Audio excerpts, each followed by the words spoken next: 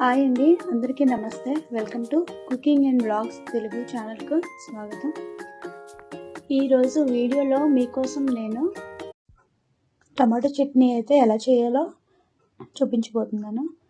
1/2 kilo tomato, పచ్చిమిర్చి అయితే ఒక 8 లేదా 10 తీసుకోండి, కారానికి తగినట్టు.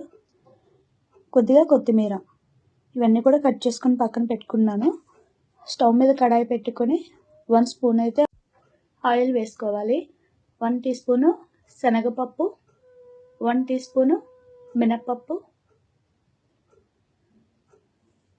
వేయించుకోవాలి. లో ఫ్లేమ్లో వేయించుకున్న తర్వాత కట్ చేసుకున్నటువంటి పచ్చిమిర్చి అయితే వేసుకోవాలి. మీ కారానికి చూసుకొని మీరు వేసుకోండి. నేనైతే 8 పచ్చిమిర్చి వేసాను. కొద్దిగా కొత్తిమీర కూడా వేసుకోవాలి, వేసుకుంటే బాగుంటుంది. టమాటో కొత్తిమీర కలిపి కాంబినేషన్ చాలా బాగుంటుంది. కొత్తిమీర అయితే కొద్దిగా వేసుకోవాలి. అన్నీ కూడా లో ఫ్లేమ్లో అయితే మనం ఫ్రై చేసుకోవాలి. పచ్చిమిర్చి పచ్చివాసన పోయేంత వరకు కూడా మనం లో ఫ్లేమ్లో మగ్గించుకోవాలి. ఒక 5 మినిట్స్ అయితే మనం మగ్గనిచ్చుకోవాలి. మూత పెట్టుకుంటే త్వరగా అవి మగ్గిపోతాయి. ఒక 5 మినిట్స్ తర్వాత మూత తీసి పచ్చిమిర్చి అయితే బాగా వేగాయండి. పచ్చిమిర్చి అన్నిటినీ కూడా మనం ఒక ప్లేట్లోకి అయితే పక్కకు తీసుకోవాలి. ప్లేట్లోకి పక్కకు తీసుకున్న తర్వాత అదే కడాయిలో టమాటాస్ అయితే మనం కట్ చేసుకుని పెట్టుకున్నటువంటి 1/2 కిలో టమాటాస్ అయితే మనం వేసుకోవాలి. ఇందులో టమాటాస్ మీడియం సైజు ముక్కలు కట్ చేసుకుంటే సరిపోతుంది. టమాటాస్ అన్నీ కూడా ఇందులో వేసేసుకుంటున్నాను. టమాటాస్ అన్నీ వేసిన తర్వాత మనము ఇవి మీడియం ఫ్లేమ్లో వేగనిచ్చుకుంటే సరిపోతుంది. మరి లో ఫ్లేమ్ కాదు, మరి హై ఫ్లేమ్ కాదు, మీడియం ఫ్లేమ్లో అయితే మనం మూత పెట్టుకొని మీడియం ఫ్లేమ్లో మగ్గనిచ్చుకుంటే టమాటాలన్నీ కూడా చక్కగా మనకి కుక్ అవుతాయండి. టమాటాలన్నీ కూడా మగ్గిపోయిన తర్వాత మనం 1/2 టీ స్పూను జీలకర్ర వేసుకోవాలి.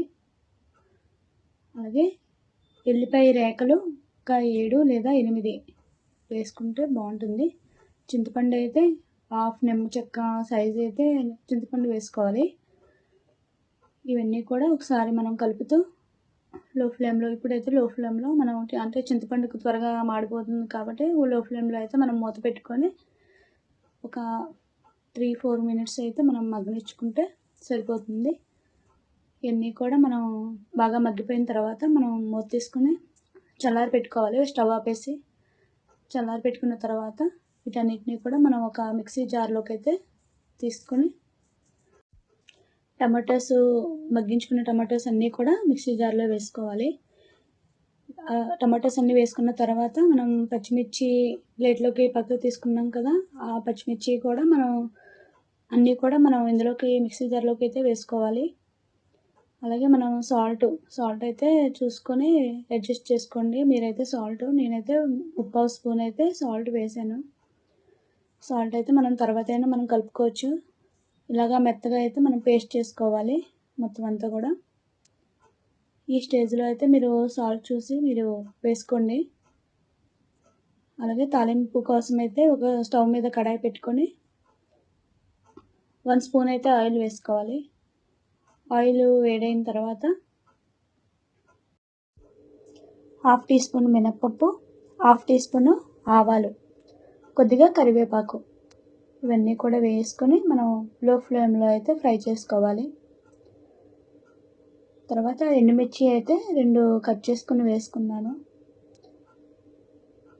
ఇవన్నీ కూడా ఒకసారి మనం లో ఫ్లేమ్లో అయితే మనం ఫ్రై చేసుకోవాలి. కొంచెం ఫ్రై అయిన తర్వాత మనం మిక్సీ పట్టుకున్నటువంటి టమాటో చట్నీలో అయితే మనం తాలింపు అంతటిని కూడా అందులోకి వేసుకోవాలి. అంతే అండి, టమాటో చట్నీ అసలు ఇడ్లీలోకి చట్నీలోకి చాలా టేస్టీగా చాలా బాగుంటుంది. మీరు ట్రై చేయండి. మీరు ట్రై చేసి నాకు ఎలా వచ్చిందో కామెంట్ సెక్షన్లో అయితే తెలియచేయండి. Thank you.